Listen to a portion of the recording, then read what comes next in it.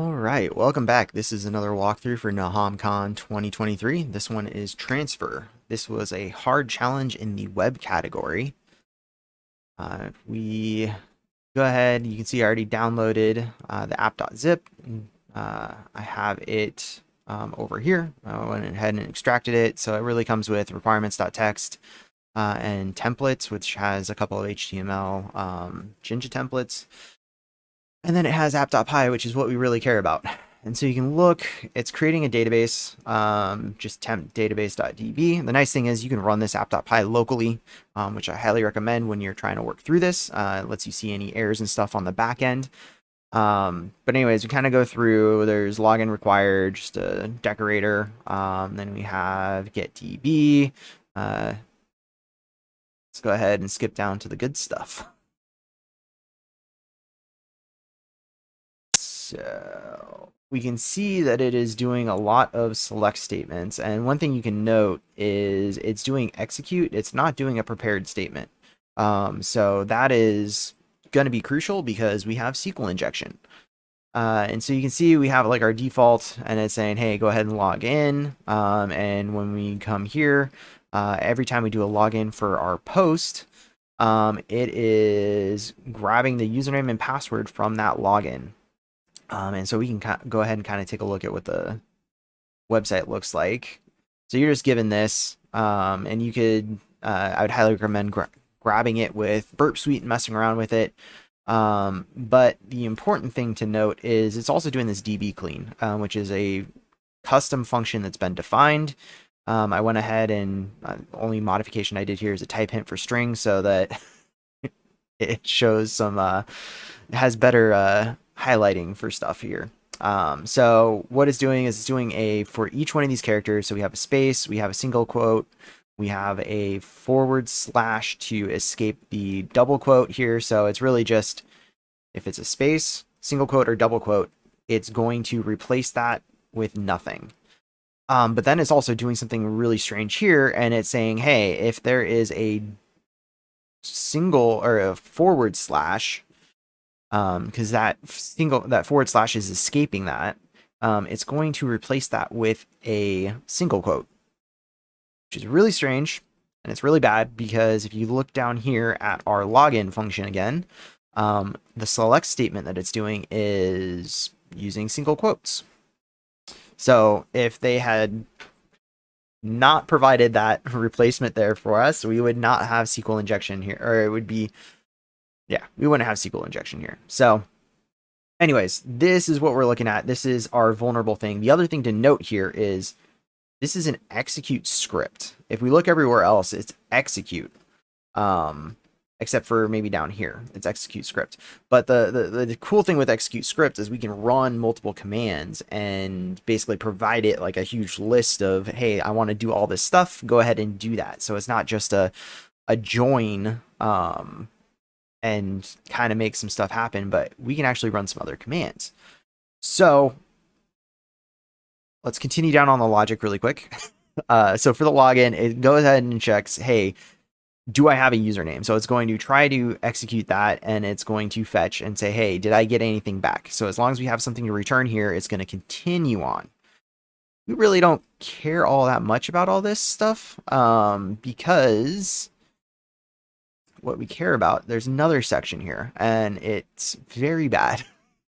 We have this download file. You'll notice that there is no login required here, and it just takes a file name and a session ID. And so we're looking at /download /filename /session ID, and it's a get parameter, or a get method for the request. So what it does is it just looks and says, hey, I need from active sessions, is there a session ID where the session ID is whatever that is? And then as long as that's true, it continues on. It then checks, hey, can you select the data from files where the file name is this? So as long as we have a valid session ID and a valid file name, it's going to retrieve all that. The next thing that it does is it retrieves, it actually does that fetch and says, hey, is there file data? So we actually have to have something in that data, in the data field of that table, or the data column of that table. And then what it does is it go ahead and it does a base 64 decode on it, and then it pickle loads it, which if you've done any type of CTF, you probably have run into pickle. It's very bad. Basically, it deserializes whatever that is, and it loads it. And if you are passing something that is executable from Python, it will execute it. So let's go ahead and take a look at the solution. So I went ahead and I have ngrok running. So I just went ahead and set up a listening IP and listening port. Here is what I'm going to be pickling. So I created a class RCE. You can call it whatever you want. It doesn't matter.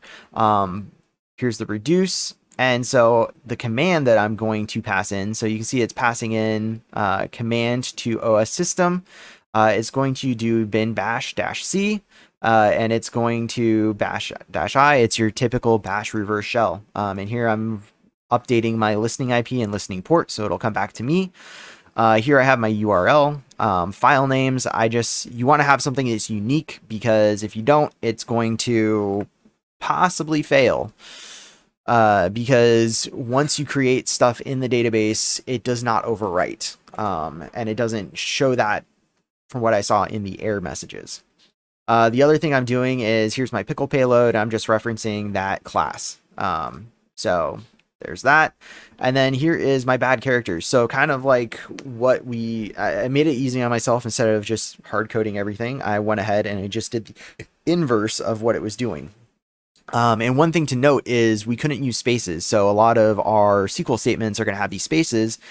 We had to work around that, and we couldn't just do like a plus, because there's no URL encoding or anything like that.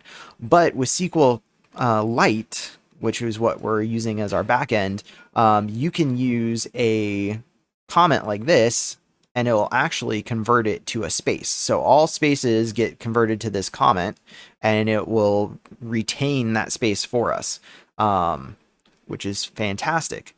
The other thing I'm doing is I'm taking our single quotes and I'm just converting them into that single forward slash. So here's what the SQL looks like. So we have just a, hey, Bob equals 1, just to give us a valid thing. Probably could eliminate that at some point, but anyways, the important part is here. So we have insert into users, and we're creating a user. This will go ahead and give us a valid session. We're also creating a session. We're saying, hey, go ahead and actually, this whole stuff doesn't really come into effect. I was trying to go a different route, never made it. But we now have an active session. So we have a session ID, and you can see up here I'm specifying 2, file name 2, or test 2. Then I'm inserting into files, file name, session ID, and data. So I'm doing file name, session ID, and then my data is, should have had black installed, so it auto formatted, but it's doing a base 64 encode, and I'm pickle dumping my pickle payload, which is that RCE class, and then I'm doing that decode so that it is a string. And so that's going to give me some base 64 text that will go into that data field. And then I'm using a trailer of a comment to make sure that the SQL statement doesn't fail. All right, and so now I'm going ahead and I'm just taking this payload, packing my bad characters, or replacing all my bad characters, taking all of that, putting it into username. Then I'm going ahead and sending my login response, or login request to /login with that payload. It's giving me my response. I don't need anything from it. But then I'm going ahead and I'm doing my get request from /download /file name /session ID. And it never really makes it down here. That was just in case I was working with some errors. But I'm going to go ahead and run it. So I already have ngrok running over here. I'm going to enlarge this a little bit. And I have my listener over here. So basically, this is going to trigger, when I run this, it's going to make that request to get the download of the stuff that we inserted into the database. And it is going to trigger the pickling of this RCE class, which is going to cause a bash reverse shell. And you could do other types of reverse shells depending on the system, but this is the one that seemed to work just fine. And and that's going to get triggered when I do this request.get. So I'm going to go ahead and execute it. And you can see that it hung, which is a great thing for us. And if we come over here, we see that we have a shell. So we can just do our typical sudo -l, see what we can run. And hey, guess what? We can just sudo su and become our root user. And then we can just check our root folder. And there we go. So we'll just cat out that root flag.txt. And we have solved this challenge. Hope that's helpful. Go ahead and like, subscribe, care. But yeah, catch you guys later.